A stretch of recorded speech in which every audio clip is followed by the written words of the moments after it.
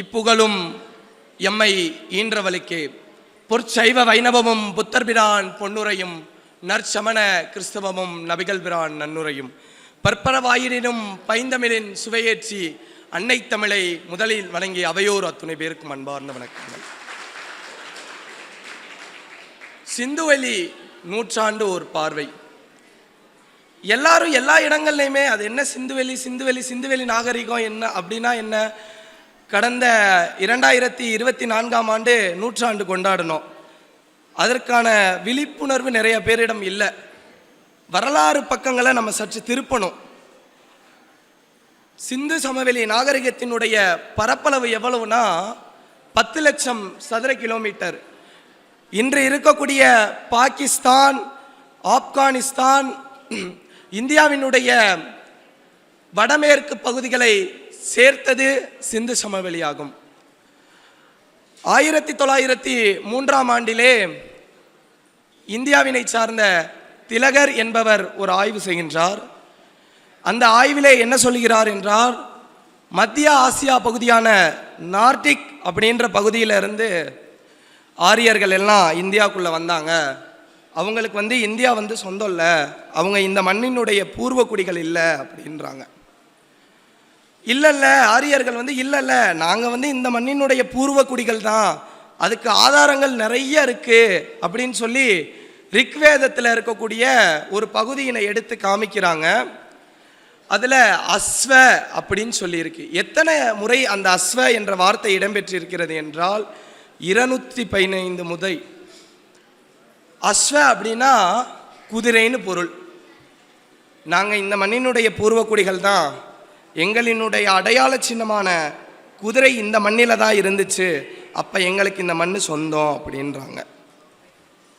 இல்லை அப்படின்றாங்க பலர். ஆனால் இதில் ஒரு ரொம்ப வருத்தத்துக்குரிய விஷயம் என்னன்னா, திலகரினுடைய ஆதரவாளர்களே பூர்வ குடிகள் இந்த நாட்டினுடைய ஆரியர்கள் அப்படின்னாங்க.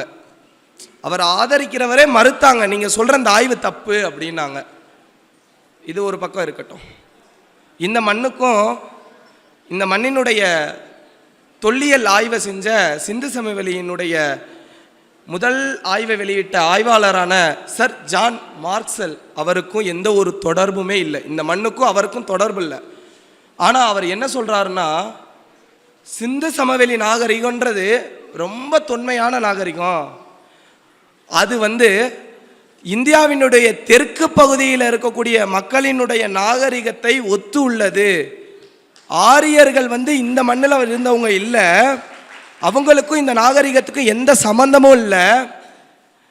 இதை எப்போ சொல்றாருன்னா, 24/9/1924ஆம் ஆண்டு லண்டனில் ஒரு ஆங்கில பத்திரிகையில் இந்த செய்தி வெளிவருது.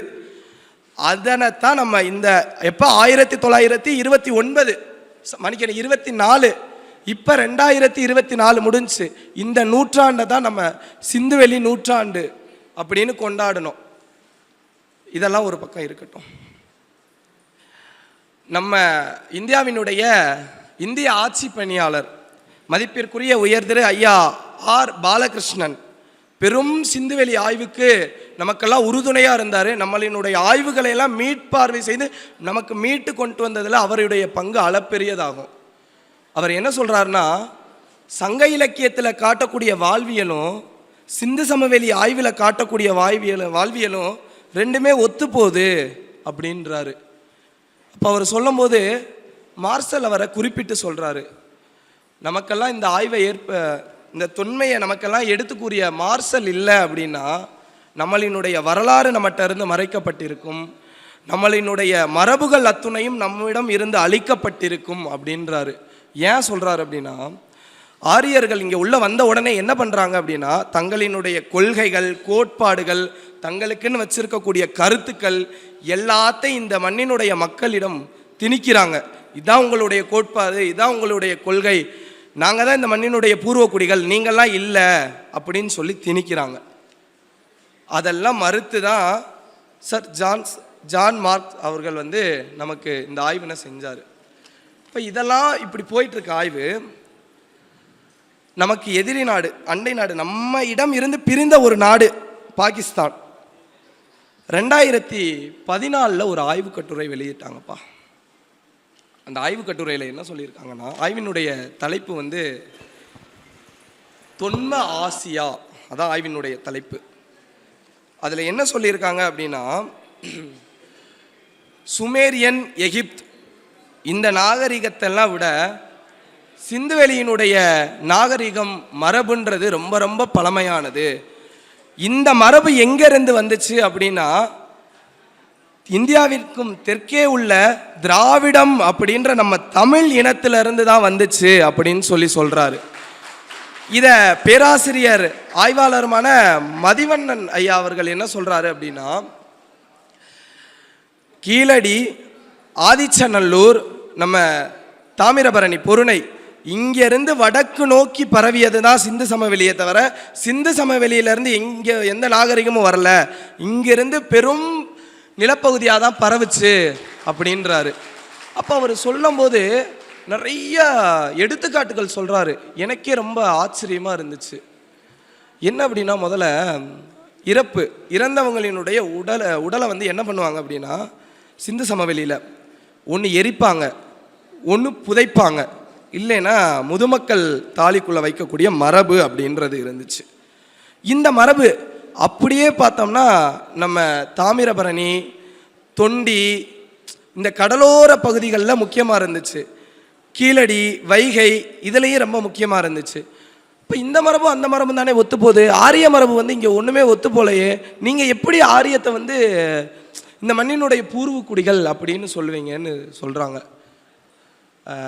நேசிசர், ஆய்வாளர் நேசிசர் என்ன சொல்கிறாரு அப்படின்னா, சிந்து சமவெளியில் வாழ்ந்த மக்கள் எல்லாம் பேசின மொழின்னு ஒரு மொழி இருக்குது, பெரும்பான்மையான மக்கள் பேசின மொழின்னு ஒன்று இருக்குது, அந்த மொழி என்னன்றதை ஆய்வு பண்ணணும் அப்படின்னாரு.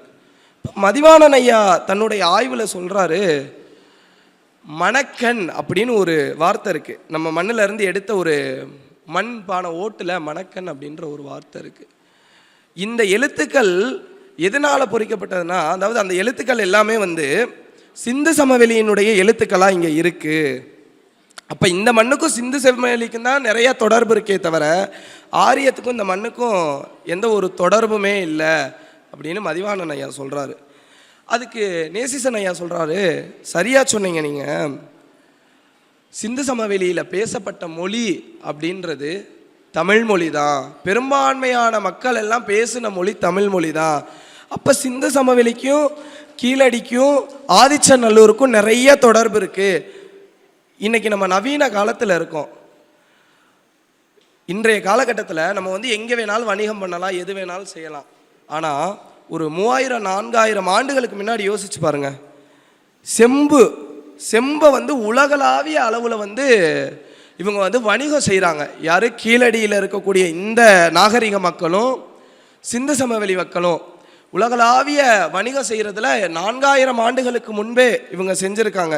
இப்போ செய்கிறதெல்லாம் பெரிய விஷயம் இல்லை, இது நவீன காலகட்டம், ரொம்ப வளர்ச்சி அடைஞ்சு வந்துட்டோம் நம்ம. இது ஒரு இது. ஆடை நாகரிகம்.